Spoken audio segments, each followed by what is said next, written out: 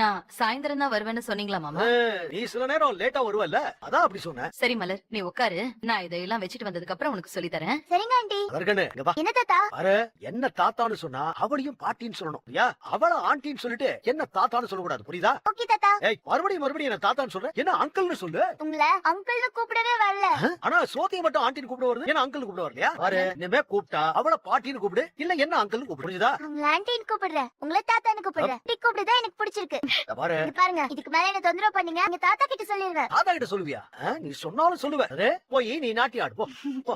சக்தி, எங்கம்மா போயிட்டு வர? பக்கத்துல மார்க்கெட்டுக்கு போயிட்டு வராத்த. மார்க்கெட்டுக்கா? அதான் நான் நேத்தே எல்லா காய்கறியும் வாங்கிட்டு வந்துட்டேனேமா. நீங்க காய்கறி வாங்க போனீங்க அத்த, நான் மட்டன் வாங்க போயிருந்தேன். மட்டனா? இன்னைக்கு யாரும் விருந்தாளிங்க வரலையே, அப்புறம் என்ன? வேலை தினமும் வேலைக்கு போய் நைட் எல்லாம் தூங்கும் போது தான் நான் கறிக்கடைக்கு போய் மட்டன், நெஞ்செலும்பு, ஈரல், சுவர் இதெல்லாம் வாங்கிட்டு வந்திருக்கேன். வேலைக்கு சத்தா சமைச்சு கொடுத்தா உடம்பு கொஞ்சம் தெம்பா இருக்கும்ல. பாத்தீங்களா அத்த, புருஷன் வேலைக்கு போனதும் பொண்டாட்டி எப்படி எல்லாம் கவனிக்கிறான்னு.